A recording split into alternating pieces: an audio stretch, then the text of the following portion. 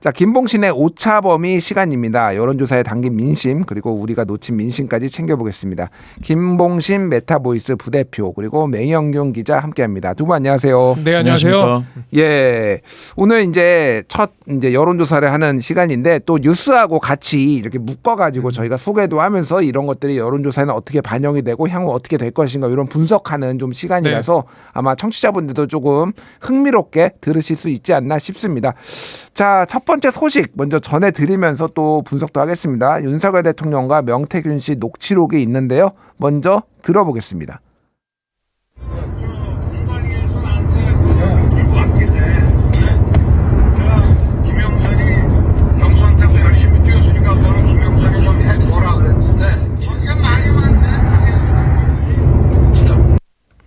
예, 김영선이를 좀 해줘라. 네. 이렇게 그랬는데 말이 맞네 당에서 이런 건데 이게 이제 오늘 더불어민주당에서 공개를 한 건데 이게 소위 말해서 이제 노이즈 소리가 많은데 아무래도 바람 소리 같이 들려요 이게. 그래서 뭐 어디 이동 중이거나 뭐 이렇게 좀 녹취가 된 것 같은데 이게 지금 어떻게 나온 건지 좀 설명해 주시죠. 네, 오늘 더불어민주당이 공개한 녹취고요. 방금 뭐 얘기한 것처럼 윤석열 대통령이 당선인 신분이던 2022년 5월 9일 명태균 씨와의 통화 음성 파일입니다. 당시는 그 6월 1일 지방선거와 동시에 치러지는 그 재보궐선거를 앞둔 시점이기도 하고요. 이 통화 다음 날 그 김영선 전 의원이 그 경남 창원의창 후보로 의결이 됐습니다. 윤석열 대통령의 어떤 그 말에 여기서 뭐 김영선이 경선 때부터 열심히 뛰었으니까 그것은 김영선이를 좀 해줘라 그랬는데 말이 맞네 당에서 이런 얘기를 하자 명태균 씨가 진짜 평생 은혜 잊지 않겠습니다. 고맙습니다. 라고 말하는 부분까지 공개가 된 거고요. 그래서 민주당은 이 공천 개입 의혹을 좀 강하게 좀 제기하고 있는 상황입니다. 특히 이 공관위에서 나한테 들고 왔길래 라고 이렇게 말한 부분에 대해서 이 부분이 불법 공천 개입을 입증하는 증거다 이렇게 얘기를 하고 있고요. 박찬대 민주당 원내대표는 윤 대통령이 공천에 개입했고 이 공천 거래가 있었다는 움직일 수 없는 증거이자 헌정 질서를 흔드는 위중한 사안임을 입증하는 물증이다 이렇게 또 얘기를 했습니다. 그리고 노종면 민주당 의원이 지금 분석 중이라서 분석이 끝난 뒤에 더 공개되겠다 뭐 이런 취지의 얘기를 했거든요. 그러니까 추가 녹취가 있다라는 점도 시사를 했습니다. 예, 대통령실에서 해명이 어떻게 나왔는지 궁금합니다. 대변인실 명의로 그 언론 공지 형태로 나왔는데 요약하면 첫째는 당시 윤 당선인은 공관위로부터 관련 보고를 받은 적이 없다. 공천 지시를 한 적도 없다. 당시 공천 결정권자는 이준석 대표와 윤상현 공관위원장이었다. 이 얘기 하나 있고요. 김영선 후보는 당시 가장 경쟁력 있는 후보였다. 요 해명 하나 더 있었고요. 또 하나는 윤 당선인과 명 씨의 통화는 중요한 내용 아니고 명 씨가 그 김영선 후보 공천을 계속 얘기하니까 그저 그냥 좋게 얘기한 것뿐이다 라고도 해명을 했습니다. 그러면서 좀 눈에 띄었던 점이 그 이준석 의원의 페이스북 글을 또 첨부를 했어요. 예. 그 점이 좀 눈에 띄었고 그리고 요 해명만 봤을 때는 대통령실이 그 대화 자체가 있었다. 대화 자체를 부정하지 않았다라는 점도 눈에 띕니다. 그리고 기존 해명이 좀 거짓이라는 점도 증명이 된 거예요. 기존에는 경선 이후에는 명 씨와 연락을 끊었다고 했었거든요. 예. 근데 이거는 당선 직후잖아요. 그렇죠. 예. 그 얘기가 있고 이에 대해서 이제 이준석 의원은 또 즉각 반응을 했는데 윤 대통령이 공관위에서 보고를 받는 줄도 알지 못했고 또 후보 측 관계자에게 이런 내용을 전달하는지도 몰랐다. 그러면서 그건 바로 니들이 해명해야 된다라고 했고요. 또 양두구육을 넘어서 이제는 인면수심을 하려고 하는가 이런 비판을 했는데 인면수심은 사람의 얼굴을 하고 있으나 마음은 짐승과 같다라는 뜻입니다. 예, 그러니까 이준석 대표는 본인은 공천에 전혀 개입하지 않았고 보고를 받은 적도 없고 이런 일이 윤석열 대통령과 공천관리위원회에서 이런 식의 보고가 있는지도 처음 들었다. 네. 뭐 이런 입장인 거죠. 자, 녹취가 하나 더 있는데요. 김건희 여사를 거론하는 듯한 내용인데 이것도 들어보겠습니다. 지 마누라가 옆에서 아니 오빠 명 선생님 그거 처리 안 했어? 명 선생님이 이렇게 아침에 이래 놀라셔가지고 전화 오게끔 만든 이게 오빠 대통령으로 자격 있는 거야? 그러니까 처음에 무슨 말이 많은지 나는 했다. 나는 분명히 했다라고 마누라 보고 얘기하는 거야. 그 장관 한참 뭐 한참 아무것도 모르는 거 이거 한치라 저거 한치라 안 한 거야. 그 마누라 앞에서 했다고 변명하는 거야. 내가 평생 이거는 이제 명태균 씨가 누군가 옆에서 이제 웃음소리가 살짝 들리죠. 그러니까 지인에게 2022년 6월 15일에 예. 이제 했다라는 거고요. 그래서 전체적으로 보면은 이제 김건희 여사로 추정되는 김건희 여사로 이제 거의 보이는데 이제 뭐 그 워딩이 있는 거죠. 아니 오빠 명 선생님이 그거 처리 안 했어 이렇게 이제 네. 그거를 이제 전하는 그런 모양인 것 같습니다. 일단 김봉신 대표님은 이거 오늘 지금 뭐 하루 종일 이거 지금 네. 뉴스 나오고 있는데 이거 전체적으로 좀 어떻게 보셨습니까? 일단 한 가지는 확실해졌네요. 만약에 명태균 씨 제 녹취가 맞다면 오빠는 친오빠가 아니다. 대통령이다라는 거는 이제 맥락 속에서 드러난 것 같고요.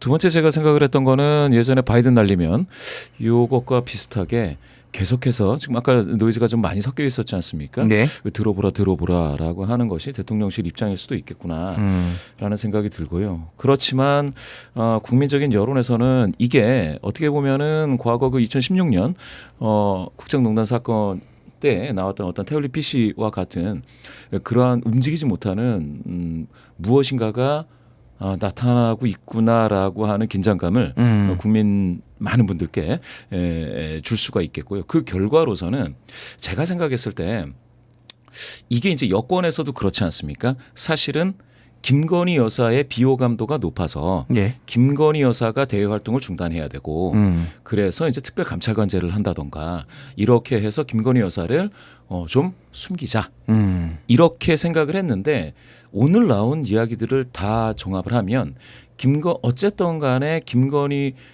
여사와 윤석열 당신은 뭐 당선자라고 하는데 대통령 윤석열 대통령이 사실은 굉장히 이러한 행보와 메시지에서 같이 협조를 하고 물론 여기서 보면은 이제 약간 좀 무시하는 듯한 그 언급이 나오기는 하지만 그 어떤 대리를 했건 아니면은 무엇을 했건 간에 하나다 한 몸통이다 이렇게 인식되게끔 해서 사실 이렇게 되면 여권이 답이 없어요. 답이 김건희 여사를 못 나오게 한다고 해서 이제 대통령의 긍정률을 높이고 국정에 있어서의 동력을 회복하고 하는 그 과정이 될 수 있는지에 대해서 사실 이제 여권이 답을 못 찾을 수도 있겠구나. 그렇군요. 예. 그러니까 이제 한동훈 대표가 그동안 특별 감찰관으로 임명을 해서 지금 난국을 돌파해 보려고 했는데 사실은 이제 특별 감찰관을 임명한다고 해서 이거를 국민들이 납득할 것인가 그 수준이 아니다라고 지금 보신 것 같아요. 또 하나 제가 이제 눈에 띄는 게 태블릿 PC 박근혜 대통령 이제 국정농단 초입에 있었던 태블릿 PC를 확보한 것 같은 파괴력이다 이렇게 말씀하셨는데 어쨌든 이제 오늘 발생한 일이니까 이게 뭐 이거와 관련된 여론조사가 아직 나왔을 리는 없고 그동안 이제 명태균 그리고 김건희 논란 이렇게 관련된 여론조사들이 좀 어떤 게 있었는지 그런 거를 조금 소개를 해주시죠. 예, 그렇습니다. 지금까지 보면은 지난 전국 지표 조사 같은 경우로 좀 보시면은요. 예. 여기 잠깐 이제 10월 20일부터 23일까지 3일간 조사를 했고요. 국내 통신 3사 제공 휴대전화 가상번호를 이용한 전화 면접 조사 방식이고요. 이거는 엠브레인 퍼블릭 케이스테 리서치 코리아 리서치 한국 리서치가 자체적으로 진행했습니다. 더 자세한 사항은 중앙선거여론조사심의위원회 홈페이지를 참조하시면 되겠는데요. 예. 여기에서 이렇게 물어봤습니다. 최근 정치권 일각에서는 각종 의혹 구체적으로는 안 갔고요. 각종 의혹에 연관된 김건희 여사가 대외 활동을 중단해야 한다는 주장을 펼치고 있는데요. 선생님께서는 이에 대해 어떻게 생각하십니까? 동의한다가 73% 나왔습니다. 여기서 깜짝 놀랄 건 국민의힘 지지하시는 분들 중에서도 57%는 동의한다가 예. 나왔습니다. 이러니까 그러면은 대충 국민의힘을 지지하시는 사실은 어떻게 보면 지금 여권의 동력이라고 할 수 있는 그런 분들 10분 중에 6분은 대외 활동을 김건희 여사 중단해야 한다는 주장에 동의한다가 되는 겁니다. 진영을 막론하고 그 진보든 뭐 중도든 보수든 어쨌든 다 이제 압도적으로 많은데 보수에서도 57% 이제 국민의힘 지지층에서도 예. 이렇게 나왔다라고 하는 거는 어쨌든 김건희 여사 문제를 심각하게 보고 있다라는 건데 저희가 앞서 말씀드렸듯이 이제 김건희 여사 논란에 넘어서는 이런 게 나와서 예. 이게 어떤 일들이 벌어질지 좀 봐야 될 것 같고 그러니까 여론조사 전문가니까 요거 하나만 여쭤볼게요. 지금 명태균 씨와 관련된 뭔가 의혹이 크게 세 가지가 있는 것 같아요. 하나는 이제 공천 개입, 김건희 여사와 관련돼서 공천 개입이 있고 하나는 이제 이권 개입, 뭐 창원 산단 지정 의혹이라든지 그리고 가장 좀 뜨거운 게 여론조사 조작 논란이 있잖아요. 그러니까 지금 미공표 여론조사를 조작했다라는 의혹도 그러니까 몇 개를 이제 500개 한 1000개를 해야 되는데 예를 들면 500개만 해가지고 뭐 곱하기 2를 했다든지 뭐 이런 식으로 했다라는 의혹도 있고 또 하나는 미공표 혹은 비공표 여론조사를 윤석열 캠프에 보고를 한 거 이거가 좀 이제 논란이거든요. 원래는 이거를 자체적으로만 봐야 되는데 이렇게 제출을 그러니까 어떤 특정 캠프에 제공을 하면 이게 법적으로 문제가 되는지 좀 여부를 좀 알고 싶어요. 그거는 이제 여러 가지가 있는데요. 여론조사를 일단 해서 굳이 이제 다른 목적으로 했던 여론조사를 그와 같이 아니면 이제 비공표용으로 했던 것을 캠프에다 제공하는 건 기부행위가 될 수가 있습니다. 예. 그래서 그거는 이제 만약에 이거를 선관위에서 본다면 정치자금법과 관련돼 가지고 들여다볼 확률이 있고요. 예. 그 다음에 기본적으로 이제 데이터를 만지는 행위, 뭐 샘플을 없는 샘플을 만드는 건 그린다고 하고요. 예. 그다음에 이제 뭡니까 카피 앤 페이스트 복붙해 가지고 샘플 크기를 늘릴 수가 있고요. 방금 말씀 주신 것처럼 수치에다 곱셈을 한다던가 특별하게 다른 형태의 보정치를 준다던가 하여튼 데이터에 손대는 모든 행위가 만약에 공표용이면 그거는 여심이가 굉장히 통제하는 내용입니다. 그건 있을 수가 그렇군요. 없죠. 예. 그런데 이게 비공표용이니 그걸 어떻게 활용했느냐가 그 다음에 이제 문제가 될 수가 있습니다. 비공표용 조사를 그와 같이 데이터를 만진 후에 이거를 어떠한 이득을 경제적 뭐 금전적 이득을 취하려고 했던 것인지 예. 아니면 그렇게 바뀐 데이터를 가지고요 캠프에서 이거를 누군가에게 다시 보여줘서 이거는 공표행위거든요. 예. 이렇게 하는 건 공표행위입니다. 제가 만약에 보면은 보고서 이제 덮어야 되는데 이걸 가지고 제가 누군가에게 보여줍니다. 뭐 사실은 당직자일 수도 있겠고요. 당에서 어떤 영향력을 있는 어떤 위원장이라든지 이런 분들한테 보여서 내가 이렇게 높게 나왔으니 높은 득표를 하고 있으니 득표를 할 것 같으니 대세가 나다. 그러니 나한테 와라라고 하면 그거는 공표로 물론 이제 선관위가 봐야 되는데 공표로 간주할 수가 있습니다. 그렇게 되면 그거는 여러 가지가 문제가 돼요. 지금 현행법상. 예. 그래서 그거는 제가 봤을 때는 선관위가 이거는 이제 조사를 더 하고 수사를 해야 되는 그런 상황이고 과연 이게 공표가 됐는지 이걸 가지고 공직선거에 무슨 영향을 끼치려 했는지 예. 그래서 영향이 있었는지 이런 것들은 선관위가 앞으로 더 조사를 해봐야 되고요. 선관위는 그것을 들여다봤을 때 문제가 있다 싶으면은 검찰의 기소 의견을 따라서 올리게 되죠. 그러면 이제 검찰은 그걸 또 보고 예. 법적으로 이제 처리를 하게 됩니다. 알겠습니다. 일단은 요거는 이제 아직 의혹 단계고 윤석열 그렇죠. 후보 이제 지금 대통령 후보 측이나 캠프 측에서는 보고받은 적 없다라고 했지만은 뭐 신용환 전 뭐 교수가 당시 캠프에 있었는데 이 명태균 씨가 작성한 이 여론조사로 비공표 여론조사를 받아가지고 본인들이 회의를 했다 뭐 이런 진실 공방이 있다 이런 거를 좀 알려드리도록 하겠습니다. 자 명태균 기자한테 좀 여쭤볼게요. 지금 죄송합니다. 제가 하도 명태균 하다 보니까 죄송합니다. 이게 큰일 날 지수에 제가 했네요. 예. 그 분위기가 좀 띄워진 것 같아요. 그러니까요. 너무 지지했는데. 너무 무거웠는데 맹경균 기자한테 좀 여쭤볼게요. 일단은 명태균 씨의 반응이 어떤 거가 네. 나오고 이게 그럼 향후 좀 어떤 방식으로 좀 진행될지 좀 관측을 좀 얘기해 주시죠. 일단 명태균 씨 반응이 나왔는데 그 CBS 단독 보도로 나왔는데 그 명 씨가 이 녹음을 제공한 사람은 자신이 고용한 A 씨로 추정된다라고 했고요. 그리고 민주당이 공개한 이 녹취에 대해서는 대통령과 한두 번 통화한 게 아닌데 어떻게 다 기억하냐 이러면서 이 중간에 내용은 하나도 없지 않느냐 이렇게 좀 되물었다고도 합니다. 예. 그리고 그 아버지 묘소에 묻어놓은 증거들을 다 태워버리겠다 이런 취지의 얘기도 했습니다.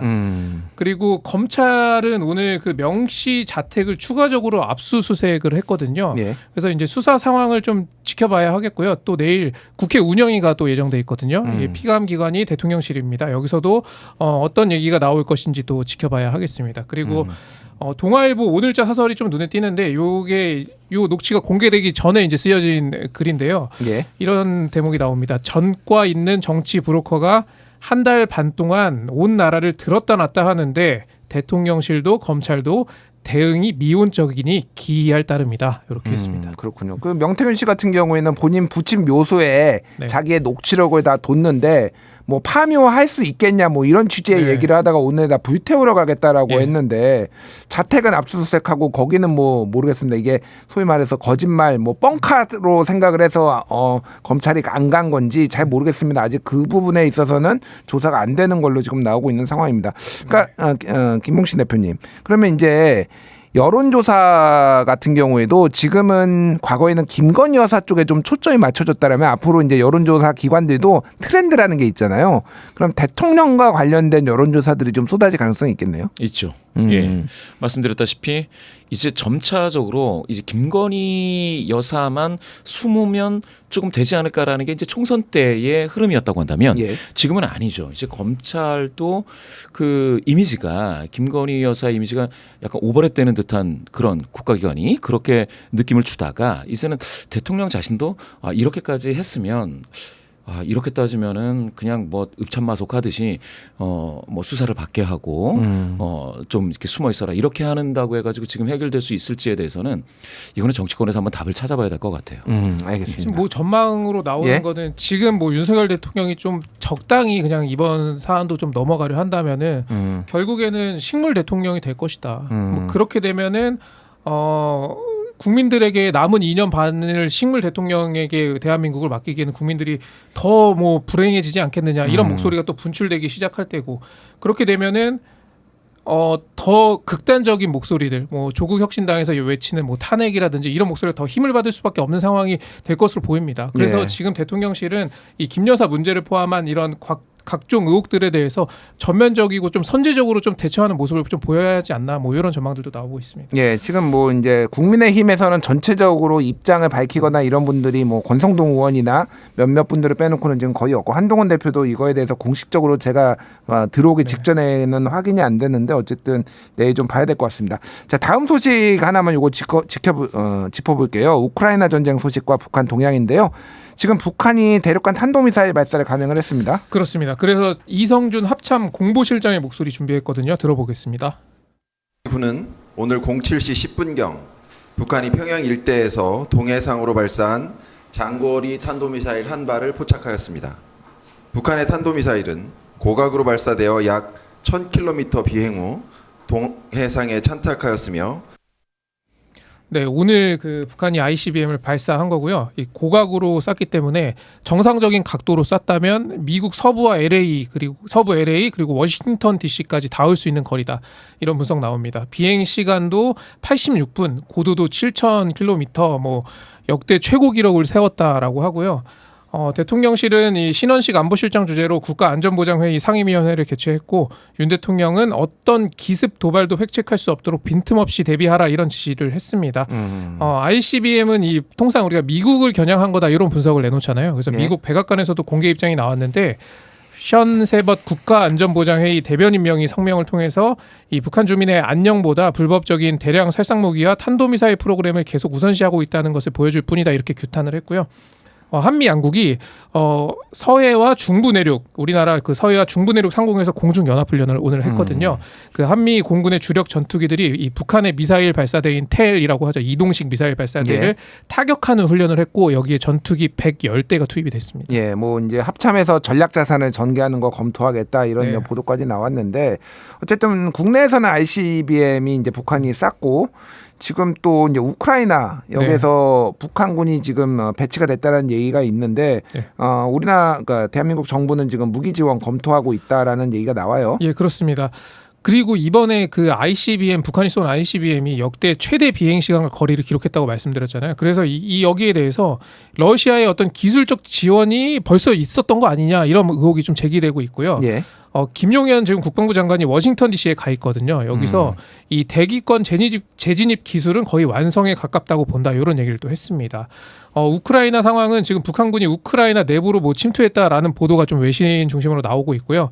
우리 정부는 여러 가능성을 열어두고 지켜보고 있는데 지금 우리 정부 대표단이 나토에 가서 정보 수집을 하고 있거든요. 그래서 이런 정보들이 좀 종합된 다음에 정부의 기본 방침을 좀 정할 것이다 이런 얘기가 나오고 있습니다. 예. 다만 그 김용현 장관 말로는 파병은 우리나라가 파병하는 것까지는 고려하고 있지 않다 이렇게 좀 선을 그었습니다. 예, 뭐 파병 같은 경우에는 특히 이제 국회 동의를 받아야 네. 되는 사안이라서 민주당이 지금 반대하는 입장이라서 쉽지 않아 보이고 특히 이제 155mm 포탄 같은 경우에는 과거에도 미국을 통해서 네. 60만 발을 지원을 했는데 오늘 언론 보도에 따르면은 8만 발을 추가로 지원하는 네, 이런 것까지 지금 검토가 되고 있다 이런 얘기가 나오고 있습니다. 지금 김홍신 대표님 굉장히 어수선해요. 지금 한반도 예, 예. 안보도 그렇고 국민들도 굉장히 좀 불안해할 것 같기도 한데 이거와 관련된 여론조사가 좀 있나요? 그렇습니다. 이건 한국갤럽의 10월 4주 조사인데요. 이렇게 물어봤습니다. 북한 러시아의 군사협력 강화 이것에 대해서 위협적이다, 위협적이지 않다 이렇게 물어봤더니 위협적이다라는 응답이 우리 대한민국 73%입니다. 국민 중. 예. 그렇게 따지면 상당히 높은 비율이죠. 뭐 4명 중에 3명 정도는 지금 현재 북러 간의 이제 군사 협력 강화에 대해서 굉장히 위협적이다라고 이제 보고 있고요. 예. 그런데 그 우리 정부가 우크라이나 지원을 어떻게 하면 좋겠느냐라고 3가지로 물어봤습니다. 그래서 군사적 지원, 예. 비군사적 지원만 지원하지 말아야 한다. 예. 근데 여기서 군사적 지원은 13%에 그쳤고요. 예. 비군사적 지원이 이제 66% 나왔습니다. 이게 10월 22일부터 24일간 조사가 된 건데요. 예. 2022년 6월 대비해서 지원하지 말아야 된다라는 응답이 10%포인트 많아진 16이 됐습니다. 그렇게 따지면은 군사적 지원에 찬성하는 응답은 상당히 적다고 봐야죠. 비군사적 지원을 선호하는 3명 중 2명에 해당하는 66% 그리고 아예 지원을 하지 말아야 된다는 16% 상당히 높은 비율로 나왔습니다. 그래서 북러 군사 협력은 위협적이고 그렇지만 군사적 지원은 좀 안 된다라는 여론입니다. 그렇군요. 그러니까 군사적 지원이라고 하면은 여기에 이제 살상 무기가 포함되는지는 정확하지 않으나 일반적으로 살상 무기가 포함된다라고 이제 국민들이 바란다라가 생각한다면 이거는 한반도 안보 상황을 더 엄중하게 만들 가능성 뭐 이런 것들 특히 이제 러시아가 경고하고 있잖아요. 살상 무기 보내면은 가혹하게 대처하겠다 이런 것들에 대한 우려들이 좀 반영됐다 이렇게 보는 게 맞는 거죠, 그러니까. 그렇죠. 군사적 지원이라는 게 방금 말씀 주신 것처럼 사실 군사적 지원을 열기 시작하면 그건 뭐 무기가 이제 여러 가지 종류가 있으니 그 효과 후폭풍이 우리 사는 데까지 어떻게 떨어질지는 지금 우려스럽다 이런 여론이 되겠습니다. 알겠습니다. 시간이 많지 않은데 요거는 꼭 다뤄야 될 것 같아요. 그러니까 민생 밀착 이슈도 저희가 좀 다뤄보겠습니다. 경기 전망 관련된 지표가 있다라고 제가 들었는데 지금 소개 좀 해주시죠. 예. 한국리서치에서는 이제 정기적으로 경기 전망 이거는 이제 향후 1년 경제와 관련돼서 경기 전망 또 살림살이 전망 이런 것들을 묻고 있는데요. 이번에 향후 1년 경기 나빠질 것이다. 58%로 조사됐습니다. 예. 58%가 올해 1월부터 10월까지 10번 조사했는데 가장 높은 비율입니다. 나빠질 것이다. 그러니까 점점 사람들이 비관적으로 경기 전망을 그렇습니다. 보고 있다 이렇게 해석하면 되겠네요. 맞습니다. 58%면 10명 중 6명 경기가 나빠질 것이다. 또 살림살이 같은 경우에는 대한민국 경기가 나빠지더라도 나의 살림살이는 그냥 그렇겠지라는 정도의 응답이 꽤 있었는데 이것도 나빠질 것이라는 응답이 31, 좋아질 것이다라는 응답은 14에 불과해가지고요. 31%면 올해 들어 타이 기록입니다. 내 살림살이도 향후 1년 나빠질 것이다. 전반적으로 보면은 이제 경기 침체에 대한 일반 국민들의 우려가 커지고 있다. 뭐 요 정도로 좀 이해를 하면 되겠네요. 맞습니다. 그렇군요.